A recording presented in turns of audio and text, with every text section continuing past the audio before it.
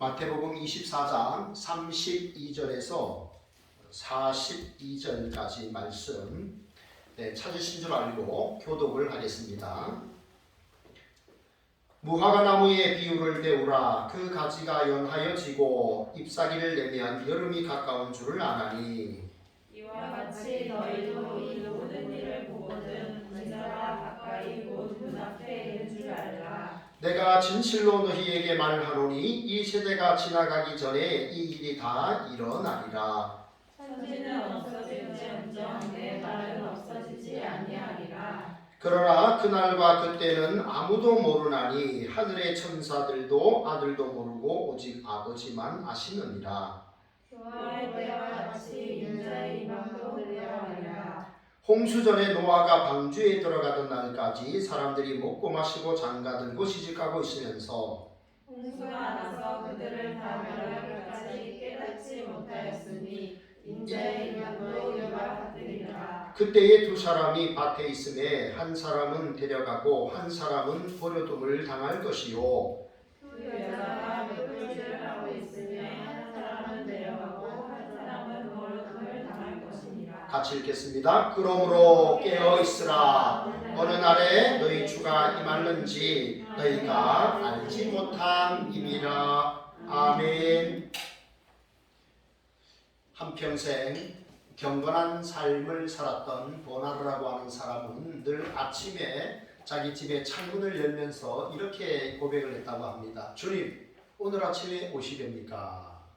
그리고 하루를 살다가 이제 저녁에 창문을 닫으면서 주님, 오늘 이 밤에 오시렵니까? 이렇게 말씀을 했다고 합니다.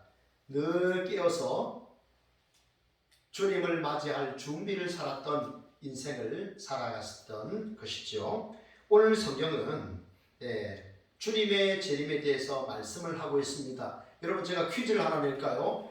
우리 예수소망교회 10월 달력에 나오는 말씀은 어떤 말씀일까요? 10월 달에 나온 말씀.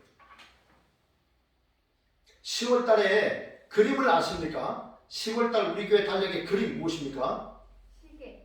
시계가 있죠. 시계가 있습니다. 네, 그리고 말씀은 마태복음 24장 42절에 말씀이 있습니다. 오늘 우리가 성경을 통해서 주님이 다시 오신다고 분명히 말씀하셨는데 우리는 그날을 어떻게 준비를 해야 되는지 우리가 오늘 말씀을 통해서 세 가지로 함께 살펴보기를 원합니다. 첫째, 시작. 그때가 가까운 줄 알아야 합니다. 32절에 보면 이렇게 말씀하죠. 무화과 나무의 비유를 배우라 그랬습니다. 예수님께서 마태복음 24장에 보면 주님이 재림하실 때 그 이전에 어떤 징조들에 대해서 말씀을 합니다. 그리고 오늘 우리가 읽었던 이 32절부터는 재림의 때를 어떻게 알 수가 있느냐 하는 겁니다. 여러분, 무화과 나무 여러분 보셨습니까? 과거에는 지중해 연안에서만 이렇게 나던 그런 것이었는데 한국에서도 무화과 키우잖아, 그죠? 네, 그래서 무화과 열매를 따먹기도 하는데 이 무화과의 특징은 이렇게 잎이 나면서 열매가 함께 맺혀진다는 겁니다. 그리고 이제 여름이 되면 잎이 왕성하게 커지면서 열매도 확 커지게 되는 것이죠. 그래서 우리는 나무의 잎사귀나 열매를 보면서 여름이 왔구나, 어떤 계절이구나 그것을 안다는 겁니다. 마찬가지로 주님께서 오실 때가 되면 어떤 세상에 징조가 있을 것이라고 분명히 말씀을 하고 있죠. 그러면 마태복음 앞장을 보게 되면 24장 앞부분을 보면 어떤 징조가 있느냐 하는 것입니다. 먼저는 많은 이단들이 등장한다라고 했습니다. 여러분, 우리 한국도 참 많은 이단들이 있습니다. 이단이 무려 200명 이상 이렇게 자칭 내가 메시아다, 재림 예수다, 보혜사 성령이다라고 주장하는 그런 이들이 많이 있습니다. 여기 가까이 하나님의 교회라든지 신천지의 이만이라든지 이런 사람들은 모두 자칭 내가 재림주라고 말을 합니다. 보혜사 성령이라고 말을 합니다. 제가 과거에 우리나라 이단에 대해서 이렇게 자료를 조사해서 주일 오후에 몇 주 동안 계속 했던 것을 기억하실 겁니다. 이단을 알아야 합니다. 적을 알고 나를 알아야 전쟁의 소리가 백전백승할 수가 있죠. 그 다음에 난리가 난다라고 했습니다. 우리가 난리다 이런 말을 하는데 성경이 말씀하는 난리는 전쟁을 이야기합니다. 국가 안에서 한 국가 안에서 일어나는 전쟁, 뭐 종교 전쟁, 신념, 이념 전쟁이죠. 네, 그런 것들입니다. 그런 전쟁을 말을 합니다. 그 다음에 국제전입니다. 민족이 민족을, 나라가 나라를 대적한다라는 건데 이것은 국제전이죠. 지금 러시아가 이 우크라이나를 침공해가지고 지금 긴 시간 전쟁을 하고 있지 않습니까? 이런 식으로 국제 전쟁이 벌어지게 된다고 말씀을 합니다. 그 다음에는요, 기근과 지진인데 여러분, 우리나라 지진에서 안전할까요? 대한민국은 지진에서 안전한 나라일까요? 안전하지 않습니다. 환태평양 불의 고리 마지막 끝에 있는 우리나라, 지진이 계속 일어나고 있죠. 2016년에 경주 지진이 있지 않습니까? 그죠? 그래서 한동대학이 이렇게 벽면이 떨어지고 사람들은 왜 하나님 믿는 대학에 이런 어려움이 생기냐면 이렇게 하기도 했습니다. 지난해에 제41회 국민생활과학기술 포럼을 했는데요. 2016년 경주 지진 이후 무엇이 어떻게 달라졌는가? 이게 이제 주제였는데 전남대학교의 신동호 교수가 이런 발표를 했습니다. 지진은 계속 일어나는데 지진을 예측할 수 있는 그러한 기술은 아직 이 세상에 없다. 지진은 계속 일어나잖아요. 그죠? 심지어 7 이상 되는 지진도 일어나고 2.5, 3 이런 낮은 단계의 지진도 일어나는데 계속 일어나는데 이것을 미리 알 수 있을 만한 그런 기술은 아직 없다. 이런 이야기를 했습니다. 한계죠. 인간의 한계입니다. 그 다음에 또 기근입니다. 여러분, 이건 7월인데요. 2022년 7월 통계 때 코로나로 인해서 1분에 7명의 사람이 전 세계적으로 사망한다고 합니다. 그런데 더 놀라운 사실은요. 1분에 11명이 기근, 먹을 것이 없어서 굶주려 죽는다고 합니다. 기근과 지진이 처처해서 일어날 것이다 라고 이야기를 합니다. 이런 종말의 어떤 고통을 다 겪은 다음에 주께서 오십니다. 여러분, 그런데 가만히 보면요, 이 기독교의 역사는 참 고난의 역사였어요. 그죠? AD 313년 로마가 이제 기독교를 국교로 인정을 합니다. 인정을 할 수밖에 없게 됩니다. 많은 사람들이 이미 예수님 믿고 있었습니다. 그래서 이제 콘스탄티누스가 기독교를 이제 국교화 이제 공인을 하는데요. 그 전까지를 보면 참 많은 사람들이 네로 황제부터 시작해서 한 250년 동안 계속 박해를 받습니다. 주가 로마의 황제가 주인데 로마의 황제가 주가 아니라 예수 그분이 나의 주가 되십니다 라고 고백하는 사람들은요 어떻게 됩니까? 감옥에 가고 짐승의 먹잇감이 되고 그런 세월을 많이 보냈죠. 그래서 기독교 역사는 참 이 피해 역사다. 우리 한국에 복음이 들어왔을 때 여러분 얼마나 많은 사람들이 죽었습니까? 그죠? 복음 때문에. 이런 고난이 계속 있게 되니까 성도들이 어떻게 합니까? 배교를 하는 겁니다.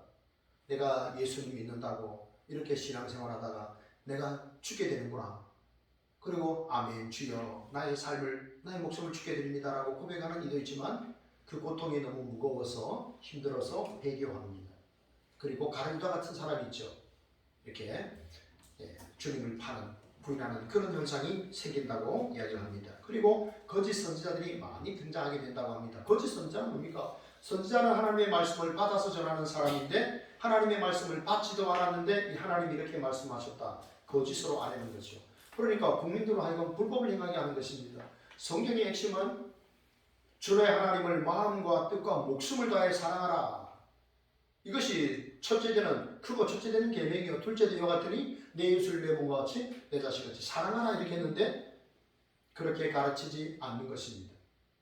거짓을 말합니다. 불법을 행합니다. 그러니까 사람들이 하나님에게서 떠나게 되는 것이죠. 그리고 무엇을 말씀합니까? 디모데전서 3장에 보면은 사람들이 자기를 사랑하고 돈을 사랑하고 쾌락을 사랑하기를 하나님 사랑하는 것보다 더하다라고 했습니다. 이렇게 되는 것이죠.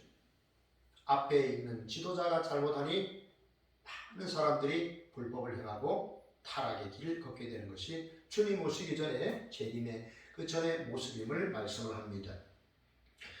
여러분, 이 사진을 한번 보십시오. 무엇입니까? 노아의 방주죠. 노아의 방주. 네, 사람들이 실험을 해봤답니다. 저렇게 해서 이 나무 배가 띄어지는가? 안 된다. 네, 너무 어마어마한 무게들이죠, 그죠? 네, 그런데 하나님께서 노아의 방주를 만들게 하시고 하나님이 대홍수를 통해서 저 방주를 하나님이 띄우셨죠. 자, 그런데 노아 시대를 여러분 한번 생각을 해 보십시오. 노아 시대를 보면요, 저 방주에 탄 사람들은 모두 몇 명이었을까요? 8명입니다. 그죠? 딱 8명이죠. 노아와 그의 아내, 그리고 셈, 함, 야벳, 그리고 각각의 아내들 총 8명이 탔습니다. 노아는 사실은 목수와 목사의 일을 했죠. 120년 동안에 저 방주를 만들었습니다. 잣나무를 깎아서 이렇게 120년 동안에, 사실 그 이전에 그런 비가 내리지 않았잖아요. 그죠? 그런데 대홍수에 대한 이야기를 사람들에게 전하는 겁니다. 그리고 여호와 하나님의 심판이 있을 것입니다. 그렇게 목사의 일을 하면서 목수의 일을 계속한 거죠. 나무를 만들어서 저렇게 깎아서 역청을 바르면서 하나님이 만드신, 알려주신 구조대로 저렇게 노아의 방주를 만들었습니다. 그런데 노아 시대의 사람들은요, 어떤 삶을 살았습니까? 오늘 성경에 보면 시집가고 장가가고 먹고 마시는 일을 했다라고 했습니다. 그런데 여러분, 그러면 먹고 마시고 시집가고 장가가는 것이 잘못됐느냐? 전혀 그렇지 않습니다. 잘못된 것 없죠. 우리 늘 먹고 마셔야 되잖아요. 그죠? 잘 드시고 잘 마시고 잘 자야 되잖아요. 네. 그리고 시집가고 장가가야 인류가 민족이 번성하잖아요. 당연한 겁니다. 자연스러운 거예요. 이것이 잘못된 것이 아니죠. 식욕, 성욕, 하나님 주신 걸 이것을 잘못됐다 이렇게 말하면 안 돼요. 그런데 문제는 뭐냐 하는 것입니다. 그러면 왜 그 시대에 노아의 가족 8명은 왜 다 몰살당했는가? 다 심판을 받았는가 하는 겁니다. 인간은 여러분 빵으로만 살 수 있는 존재가 아닙니다. 사람은 빵만 가지고 되는 존재가 아니에요. 사람 자체가 하나님의 형상으로 지음을 받은 존재입니다. 그래서 하나님과 교제하지 않고서는 영혼의 참 만족을 느낄 수가 없어요. 아무리 세상에 부자고 아무리 많은 재산을 가졌다고 해도 하나님과 그 영혼이 교통하지 아니하면 그 영혼이 뻥 뚫린 영혼이 되는 거예요. 그래서 공허합니다. 그래서 아무리 많이 가지고 명예가 있다고 해도 만족하지 못하고 행복하지 않는 것이죠. 그래서 대한민국은 참 괜찮게 살만한 이런 나라임에도 불구하고 행복지수가 많이 낮죠. 여러분, 하나님께서 유일하게 이 땅에 사람을 하나님의 형상으로 만드시고 하나님께서 그 사람과 교제하기를 원하셨던 거예요. 하나님의 대리자로 이 땅에 두신 거예요.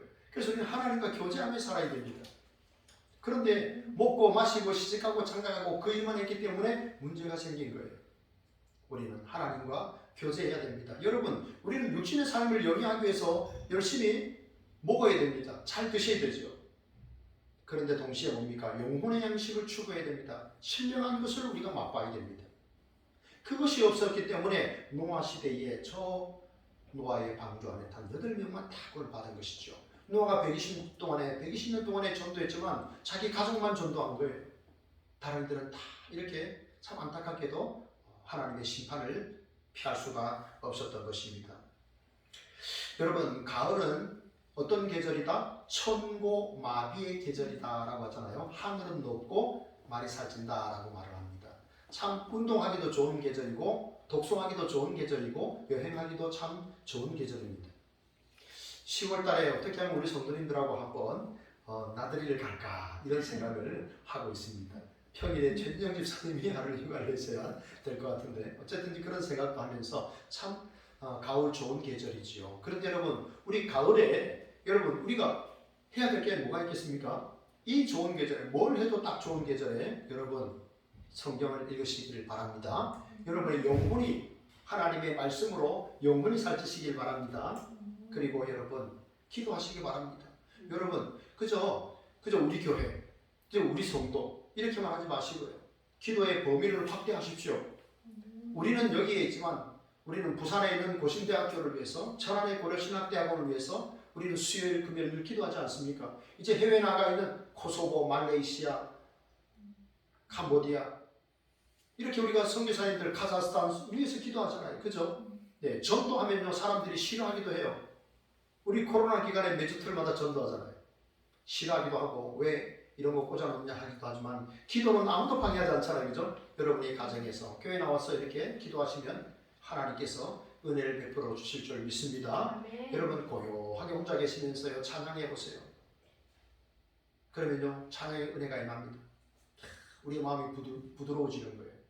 그런 은혜를 여러분 경험할 수 있기를 바랍니다. 네. 여러분 동트기 전이 가장 어둡다는 말이 있죠.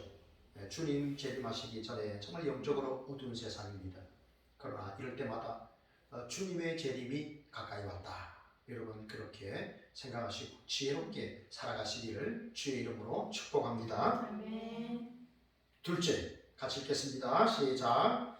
그러나 그때는 오직 아버지만 아십니다. 36절 보세요. 그러나 그날과 그때는 아무도 모르나니 하늘의 천사도 아들도 모르고 오직 아버지만 아시느니라 라고 말씀합니다. 여러분 그때가 어떤 때입니까? 주님 강림하실 때, 주님 재림하실 때죠. 성경은 예수님의 재림에 대해서 250회 정도 계속해서 주의 재림을 언급하고 있습니다. 빌립보서 1장에는 그리스도의 날이라고 했고 고린도전서 5장에는 주 예수의 날이라고 했고 요한복음 6장에는 마지막 날이라고 했습니다. 마태복음 10장에는 심판의 날이라고 했고 로마서 2장 5절에 보면 진노의 날, 곧 하나님의 의로우신 심판이 나타나는 그날에 이렇게 말씀을 했습니다. 여러분 예수님께서 왜 이 땅에 오셨을까요? 2000년 전 하나님의 아들께서 왜 여자의 후손으로 왜 사람의 몸을 입고 마구간에서 태어나셨을까요? 왜 오셨을까요? 2000년 전 우리를 뭐하게 하시려고? 구원하시려고. 초림의 주 예수 그리스도는 참 연약한 초라한 존재로 오셨죠. 왜 오셨습니까? 하나님의 아들께서 영광의 그 하나님의 그 보좌를 뒤로 하시고 낮고 천한 인간의 모습으로 이 땅에 오셨습니다. 왜? 우리가 하나님이 될 수 없으니까 하나님이 인간이 되셔서 오신 거예요. 그리고 우리 스스로 해결할 수 없는 죄와 사망의 문제를 해결하시기 위해서 하나님의 아들께서 사람의 몸을 입고 이 땅에 오셨죠. 그러나 여러분 재림의 주님은요 어떻게 오십니까? 재림의 주님은 구름을 타고 올라가신 그분께서 구름을 타고 다시 오시는데 오시는 목적은 우리에게 상 주시기 위함인 줄 믿으시기 바랍니다. 그날은 심판의 날이에요. 초림의 주는 참 초라하게 오셨죠. 나을 것도 없으셔서 마구간에서 짐승이 머무는 그곳에 마구간에서 태어나셨죠. 세상은 하나님의 아들을 받을 만한 그 방도 내어주질 않았습니다. 그 예수님께서 모든 사역을 이루시고 부활하시고 승천하신 이후에 그분이 다시 하나님의 일을 다 마치시고 이 땅에 오십니다. 영광의 주님으로 우리의 만인류의 심판주로 오십니다. 그때에 어떤 일이 벌어집니까? 하나님께서 2000년 전에 아들을 보내주셔서 그 아들 예수 그리스도를 나의 구주로 영접한 사람들, 그 이전에 여호와를 믿고 여호와의 말씀을 믿었던 그 사람들, 그들에게는 무엇을 주십니까? 영원한 하나님의 나라, 영광의 나라, 영생의 나라, 참 기쁨의 나라를 선물로 줍니다. 그러나 어떤 이들은 그것을 받을 수가 없습니다. 왜 그렇습니까? 아들을 받지 않았기 때문에 그렇습니다. 여러분, 천국에 가는 사람들은요, 먼저 보내신 하나님의 아들 예수 그리스도를 믿음으로 받아들인 사람입니다. 그 사람들이 하나님께서 궁극적으로 마련하신 영광의 나라, 하나님의 나라에 들어갈 수가 있는 거예요. 하나님께서 목숨까지도 아끼지 아니하시고 당신의 아들을 십자가에 내어주셨습니다. 우리를 위한 구원의 길을 열어놓으신 거죠. 그래서 예수님께서 내가 곧 길이요 진리요 생명이니 나로 말미암지 않고는 아버지께로 올 자가 없다라고 이야기를 하셨습니다. 하나님이 보내주신 최고의 선물이신 예수 그리스도를 거부한 사람에게는 하나님의 나라를 하나님께서 거부하십니다. 우리가 죄인으로서 영광스러운 그 나라에 갈 수가 없는 거예요. 그래서 우리의 신분을 의인되게 하시기 위해서 아들이 오신 거예요. 예수는 우리가 범죄한 것 때문에 내어줌이 되고 또한 우리를 의롭다 하시기 위하여 살아나셨느니라.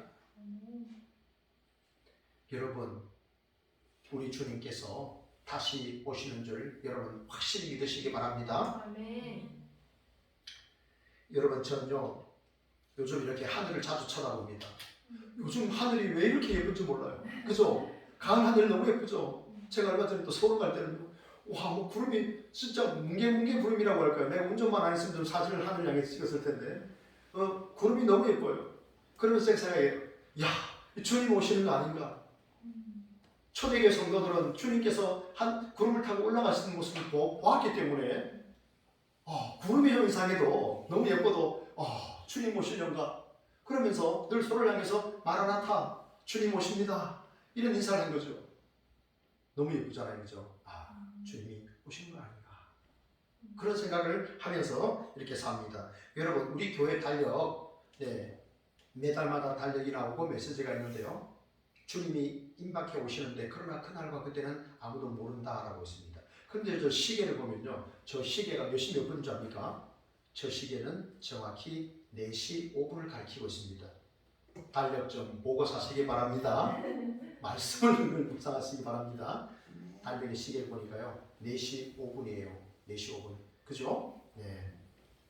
시계가 있는 줄 지금 아셨나요? 그렇진 않겠죠. 네, 저 시계가 4시 5분입니다. 여러분, 만약에 제가 설교 준비를 하다가 이런 생각을 해봤습니다. 만약 주님께서 밤 12시에 온다라고 하신다면, 만약에 가정이에요. 그러면 지금은 몇 시쯤 됐을까요? 저 시계가 가리키는 대로 4시 5분 정도 됐을까요? 아니면 한 밤 10시나 한 밤 11시쯤 되진 않았을까? 여러분은 몇 시쯤 됐다고 생각하십니까? 제가 전에 서울 용산 중앙교회에 한 10년 있었는데요. 거기서 그 가운데 이제 많은 외부 강사를 모셨는데 한 분이 우리나라에 육군사관학교를 졸업하고 별을 3개까지 다신 분이에요. 천안함 사태 때문에 이제 그 자리에 물러나셨는데 이 장로님이 쌍둥이입니다. 형님은 경남 창원에서 창원세관교회를 목회를 하시고 이번에 이제 장로님으로 이제 그 당시에 이제 그렇게 계셨죠. 그런데 이 장로님이 이제 간증을 하시는 가운데 이런 이야기를 했습니다. 저는 주님이 20년 안에 오신다고 생각합니다. 이런 얘기를 하셨어요. 왜 그분이 그 장로님 그런 고백을 했냐면 자기가 보니까 주님께서 전 세계의 모든 복음이 증거되면 내가 오리라라고 주님 말씀하셨잖아요. 그런데 요즘은 인터넷 이런 매체가 굉장히 발달해가지고 사실 요즘 보면은 어제 오후부터 카톡이 안 되잖아요. 그죠? 다음 이메일이 안 되잖아요. 깜짝 놀랐어요. 목사님들도 당황해가지고 핸드폰이 오래돼서 그런가 아마 그랬다는데 네, 뭐 이렇게 소통이 안 되는 경우도 있죠. 그러나 지금 상태에 이렇게 인터넷 보급이 되고 이렇게 되면 결국은 빠른 속도로 복음이 그러한 미전도 종족들에게 전해진다는 거죠. 그래서 그날을 자기는 한 20년으로 본다. 이런 이야기를 하셨어요. 네. 각자의 어떤 신앙과 어떤 기준을 가지고 우리는 주님의 오심에 대한 생각을 합니다. 여러분, 생각하시기 바랍니다. 주님이 언제 오실까? 그러면서도 여러분 항상 그것을 생각하셔야 되겠죠. 또 가장 중요한 것은 뭡니까? 주님이 오시는 때가 중요한 것이 아니다라는 사실을 여러분 기억하십시오. 주님이 오시는 때 그날만 여러분 너무 집착하지 마십시오. 우리가 해야 할 게 뭡니까? 학생들은요 시험 성적이 굉장히 중요하죠, 그죠? 네, 중학교에서 고등학교 또 고등학교에서 대학 갈 때 보면요 수능 시험을 안 치고 학생부 전형으로 대학을 가는 경우들이 제법 많아요. 요즘은 이제 그 대학에 가는 숫자는 점점 줄어들고 대학은 그대로 있다 보니까 참 많은 대학들이 입학생을 채우는 일이 어렵습니다. 그래서 성적이 중요한 거예요. 그래서 학생이 선생님 시험 언제 쳐요? 영어 시험 언제 쳐요? 맨날 그 날짜만 물어보는 겁니다. 어떤 학생은 그런 학생이 있고 어떤 학생은 선생님이 평소에 중요하다고 했던 그런 문장들을 늘 기억하고 암기를 다 하고 있는 거죠. 그럼 여러분 두 학생 중에 어떤 학생이 성적을 더 좋게 받을까요? 평소에 문장을 암기하고 열심히 준비하는 학생이겠죠. 선생님 시험 언제 쳐요? 시험 언제 쳐요? 맨날 그 말만 묻는 학생보다는 선생님의 의도를 파악하고 중요한 문장들을 외우고 활용하는 아이는 분명 성적을 좋게 받을 겁니다. 여러분 예수님께서요 그날과 그때는 아버지만 아신다라고 했습니다. 그 말은 뭡니까? 거기에 대해서 집착하지 말아라 하는 겁니다. 여러분 지금 이제 2022년이잖아요. AD 주님 오신 이후 999년, 이제 1000년이 있었을 거 아닙니까? 그죠? 999년이 있고, 1000년이 있고, 1001년이 있고, 2000년이 있고, 세월이 흘러 2022년을 우리가 살아가는데, 999년, AD 999년 12월 31일 유럽의 수많은 사람들이 그 나라의 산꼭대기에 올라갔다 합니다. 주님이 오신다. 새천년 가기 전에 주님 오신다. 그래가지고 수많은 사람들이 산에 올라가가지고 주님 맞을 준비를 했다고 합니다. 그런데 어땠습니까? 주님이 오시지 않으셨지요. 그리고 윌리엄 밀러라고 하는 사람은 미국에 1844년 3월 21일 예수님 재림하신다라고 했는데 사람들을 미혹했을 뿐입니다. 그리고 여호와의 증인, 이단인 여호와의 증인 창시자인 찰스 러셋은 1874년에 예수님 재림하신다라고 했지만 그것도 역시 거짓 예언이었죠. 네, 여호와의 증인은 예수 그리스도를 하나님의 아들로 믿지가 않기 때문에 우리는 이단이라고 말하는 겁니다. 대한민국에서는 어떤 일이 있었습니까? 제가 대학 3학년 때 군대 갔다 오고 대학 3학년 때 1992년 10월 28일 밤 12시입니다. 그때 담임선교회의 이장님이라고 하는 그 대표가 예수님께서 오늘 재림하신다라고 이렇게 발표를 했습니다. 그래서 많은 사람들이 이제 그 담임선교회 본부 앞에 카메라를 대고 수많은 방송사에서 카메라를 대고 주님 오시는 그 장면을 찍으려고 애썼습니다. 저는요 그때 주님이 오시는데 오늘은 아니다. 오늘은 아니다. 주님이 이런 식으로 사람들에게 혼란을 주면서 오시지 않는다는 확신이 들었어요. 그러면서도 이 마지막 때 그 모습이 어떤가 궁금해서요. 그날 도서관에서 내려와가지고 우리 어느 교회 집사님이었는데 자취방 주인이 집사님 저 같이 TV 좀 보죠 그러면서 우리가 방송을 봤습니다. 밤 12시에 그때 뉴스를 봤는데 한참 있었습니다. 막 각 방송국 기자들이 한참 있었어요. 그러더니 아무 일 없으니까 기자가 불발입니다. 불발입니다. 그러면서 방송이 끝났습니다. 저는 너무 생생하게 기억을 합니다. 여러분 예수님은요 자신의 재림의 때를 자신도 모른다고 했어요. 그런데 여러분 정말 예수님 모르실까요? 예수님이 재림하시는 때를 예수님 모르실까요? 예수님 아시죠. 예수님은 전지전능하신 하나님이세요. 그런데 왜 예수님께서 나도 모른다고 했을까요? 예수님은 100% 신성을 가지신 분입니다. 그래서 이렇게 갈릴리 호수가 풍랑이 칠 때 잠잠하라 하니까 잠잠했어요. 오병이요. 생각해보세요 여러분. 그 오병이의 아예 점심 도시락을 가지고 예수님께서 축사하시고 나눠줬는데 2만 명이 먹고도 12광주리가 남았잖아요. 하나님의 아들이 신성을 지니신 분이에요. 그런데 동시에 뭡니까? 예수님은 피곤하셔서 배에서 죽으셨다라고 했습니다. 예수님께서 내가 목마르다라고 했습니다. 예수님 또한 완전히 100% 인성을 지니신 분이셨기 때문에 그런 갈증을 느끼셨고 배고픔을 느끼셨고 피곤을 느끼셨던 것이죠. 예수님은 이 예수 그리스도의 재림의 날은 성부 하나님의 주권적인 그러한 일이기 때문에 굳이 예수님의 신성으로 그날을 알려고 안 하셨던 것이죠. 여러분 만약에 예수님이 재림하시는 그날을 우리에게 알려준다면 우리에게 유익할까요? 어떤 일이 생길까요? 그러면 우리가 깨어있지 않겠죠. 아 주님 그날 오시니까 그때만 하면 되겠구나. 그죠? 그리고 불신자들은요. 알려주면 이런 일이 생기겠죠. 그때 그 순간쯤 돼서 나 예수 믿어야지. 나 예수 믿습니다. 이렇게 말할 수 있잖아요. 그런데 이런 모습들은 하나님께서 기뻐하시는 아름다운 모습이 아니에요. 하나님은 우리가 예수님을 믿고 삶이 닿는 그 순간까지 꾸준히 우리가 주님을 따라가기를 원합니다. 그런데 어느 순간에 주님 오실 때가 됐네. 나 예수 믿습니다. 제 죄를 고백합니다. 이러고 나온다는 말이죠. 이것은 합당하지가 않습니다. 그래서 주님께서 그날과 그때는 나도 모른다. 아버지의 권한에 맡기셨던 것이고 성경에 우리에게 정확히 알려주지 않으신 겁니다. 그러한 하나님의 목적이 있습니다. 중요한 것은 여기 보면 한 사람은 데려감을 당합니다. 그리고 한 사람은 버려둠을 당합니다. 무슨 말입니까? 한 사람은 천국에 들어가게 되는 것입니다. 그런데 한 사람은요 버려둠 지옥에 가는 거예요. 그날에 아주 여러분 날카로운 분리가 이루어집니다. 지금은 섞여 살기 때문에 누가 누군지 잘 몰라요.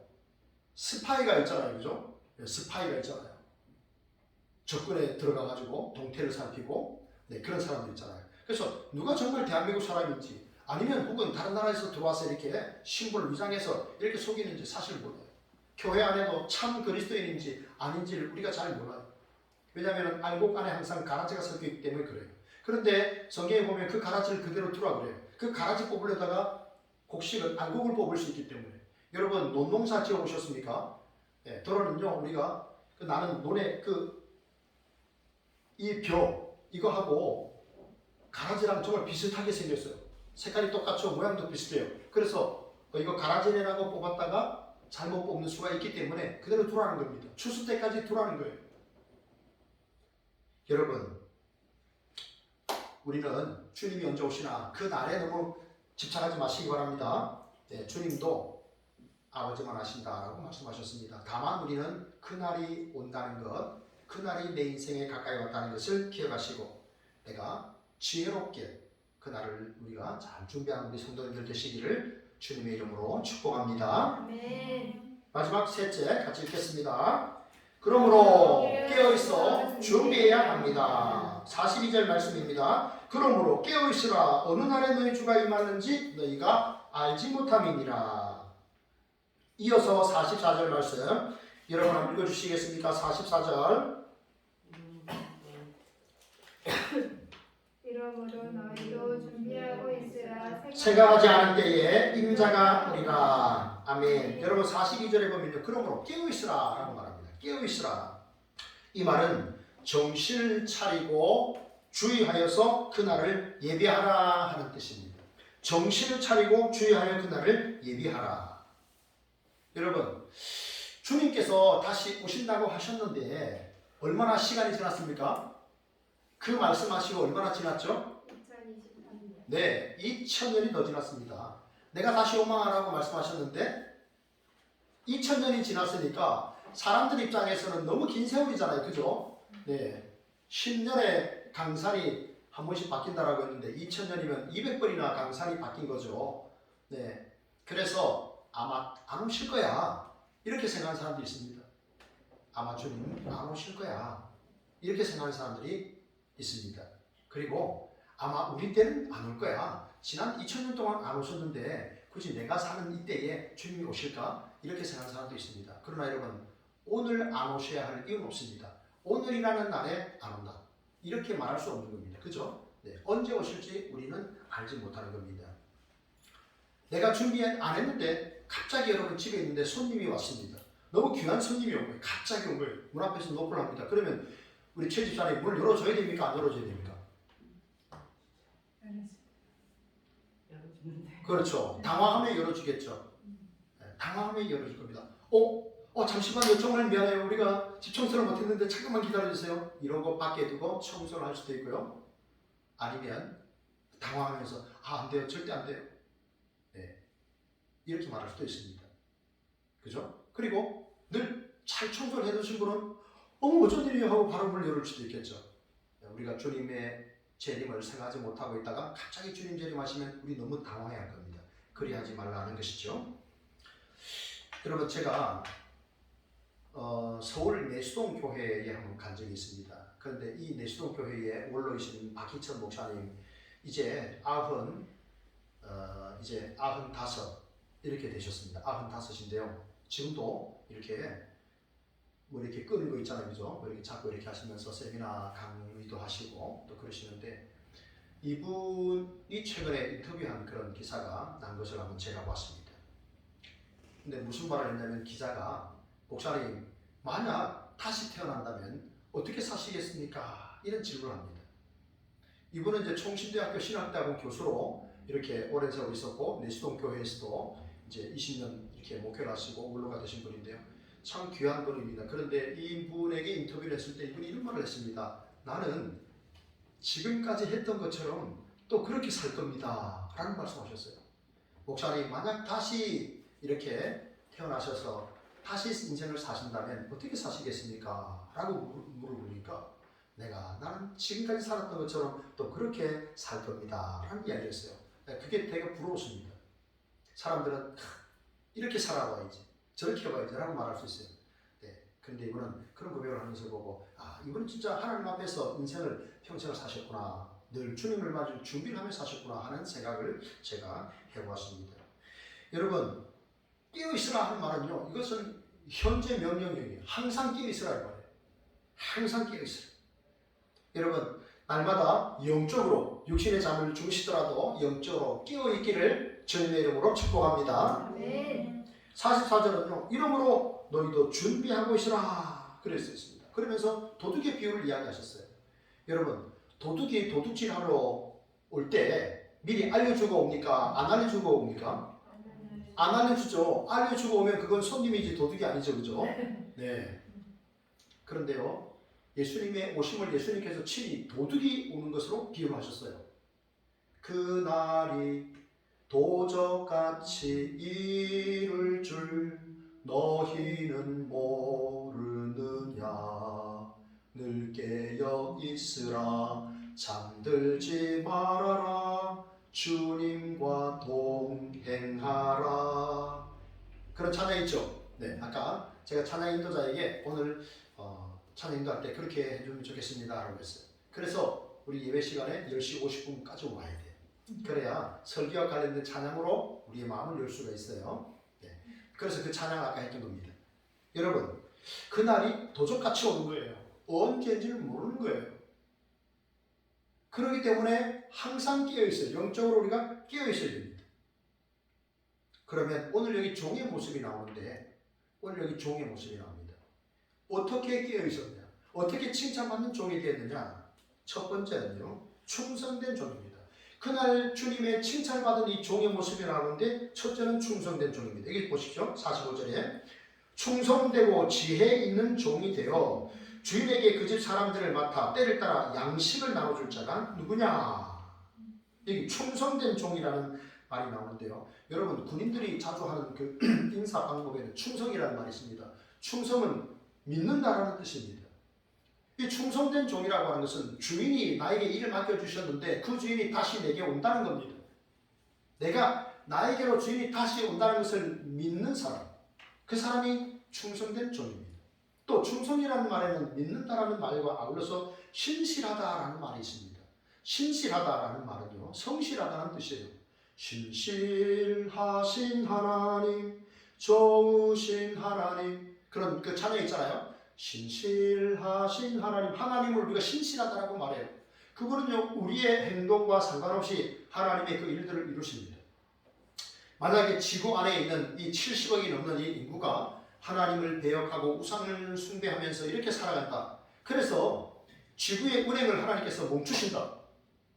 지구가 자전하면서 태양주위를 공전하고 있잖아요. 지구의 자전 속도는요 600km에서 1200km가 됩니다. 어마어마한 우리가 행성에 지금 타고 있는 거예요. 지구는 우주 공간에 떠 있고 지구의 자전 속도는 그렇습니다. 시속 600에서 1200km라고 합니다. 중심축은 그렇게 빠른 거죠. 자, 그런데 사람들이 멀미하지 않죠. 네, 하나님께서 만드신 세상에서 우리가 이렇게 감사함으로 살아가고 있습니다. 하나님이요 신실하게 계속 그 지구를 돌리는 거예요. 안 떨어지게 하시려고. 우리가 이렇게 참 하나님을 온전히 섬기지 못하고 떠나고 우상을 숭배하고 그런 삶을 이 지구촌에 있는 사람들이 살더라도 하나님께서 신실하신 하나님께서 계속 하나님의 일을 하시는 거예요. 신실하신 하나님, 성실하신 하나님, 변함이 없는 하나님이십니다. 우리도 마찬가지입니다. 하나님의 자녀들은요, 우리도 성실하셔야 돼요. 우리도 신실해야 됩니다. 여러분, 창세기 5장에 보면은 이 에녹에 대한 기사가 나오는데, 에녹은 사실 죽음을 맛보지 않고 하늘로 올라간 두 사람 중에 하나잖아요. 에녹과 엘리야잖아요. 성경은 이렇게 말합니다. 에녹은 65세에 무두셀라를 낳았고, 무두셀라를 낳은 후 300년을 하나님과 동행하며 자녀를 낳았으며 그는 365세를 살았더라. 에녹이 하나님과 동행하더니 하나님이 그를 데려가심으로 세상에 있지 아니하더라. 여러분, 창세기 5장에 보면 믿음의 조상에 관한 기록이 쭉 나오는데요. 예, 하나님과 동행하며 자녀를 낳았다. 여러분, 잘 들어보세요. 하나님과 동행하며 자녀를 낳았다. 이게 성경의 에녹에 관한 기록입니다. 하나님과 동행하며 자녀를 낳았다는 말은 경건한 사람은 가정생활에 충실한다는 거예요. 나는 하나님을 잘 믿는 경건한 하나님의 백성입니다 라고 하면서 가정을 팽개치고 이렇게 가정을 떠나는 그런 사람은 참 경건한 사람이 아닙니다. 하나님과 동행하며 자녀를 낳았다. 경건은 가정과 상관이 있습니다. 경건한 하나님의 백성들은 가정을 소중히 여깁니다. 가정생활에 충실합니다. 그리고 충성되고 지혜로운 종이 한 일이 뭐냐 하는 겁니다. 맡겨주신 사람에게 양식을 때를 따라 나눠줄 거예요. 여러분, 목회자의 경우라면, 교회의 목회자의 경우라면 계속해서 성도들에게 하나님의 이 생명의 말씀을 신실하게 준비해서 나눠주는 일을 해야 됩니다. 그리고 부모님이라면 자녀들에게 영적인 양식도 공급해야 되지만 육적인 양식을 계속 공급해줘야 됩니다. 내가 아이들의 아빠와 엄마가 되어가지고 아이들이 굶고 있는데 먹을 것을 공급하지 않는다. 그래서 늘 아이들이 우리 먹을 게 없다. 쌀이 없네. 반찬이 없네. 그걸 고민하고 산다면 좋은 부모가 될 수가 없는 거죠. 부모는 계속해서 양식을 공급해줘야 됩니다. 잘 먹이고 잘 살게 해줘야 됩니다. 그게 충성스러운 종입니다. 그 다음에 지혜 있는 종이라고 말했는데요. 여기 지혜라는 것은 소위 요즘 말하는 뭐 석사, 박사학위 받고 세상 학문이 뛰어난 사람 이런 것을 이야기하는 사람이 아닙니다. 여기 지혜는 생각이 깊고 분별력이 있는 것을 말합니다. 여러분 이 지혜로운 종은요 경거망동하지 않았습니다. 나중에 보면 여기 악한 종이 나오는데 악한 종은 어떤 사람입니까? 주인이 자기한테 식솔들을 맡겨놓고 이렇게 책임을 지게 했어요. 그런데 주인이 더디올 거라고 생각하고 오히려 다른 사람들을 때리고 술에 취해서 이렇게 살았죠. 그러다가 준엄한 심판을 당합니다. 지혜로운 종은요 경고망동하지 않았어요. 주인이 다시 온다는 걸 알았기 때문에 자기에게 맡겨진 그런 일을 식솔들에게 양식을 때를 따라 잘 나눠주는 그런 일을 한 거예요. 그래서 어느 날 갑자기 주인이 왔는데 보니까 얘가 너무너무 잘하고 있는 거예요.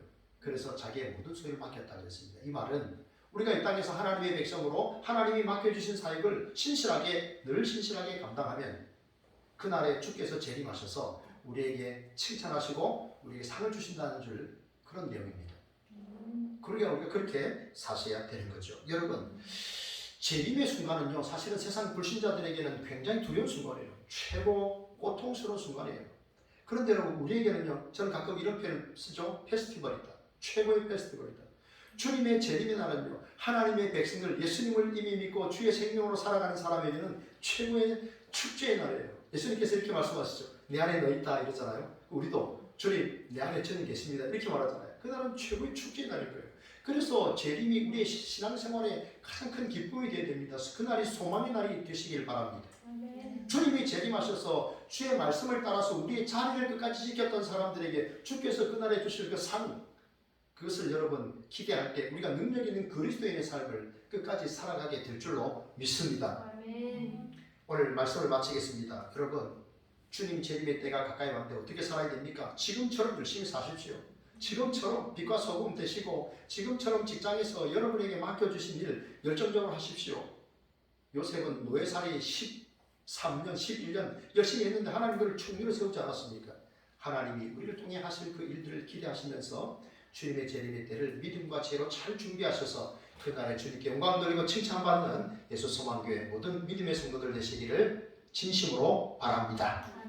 하나님 감사합니다. 오늘도 이렇게 또 코로나가 있지만 그럼에도 믿음 가지고 강건한 모습으로 하나님 앞에 나와 예배하게 하나님 도우시니 감사합니다. 일평생 살아가는 동안 주의 재림을 기억하고 생각하고 잘 깨어 준비하여서 그날에 주께 영광 돌리는 우리 모두가 되도록 인도해 주옵소서. 예수님 이름으로 감사하며 기도합니다. 아멘. 네, 우리 찬송하시면서 준비하신 예물을 하나님께 드리겠습니다. 찬송가 176장입니다.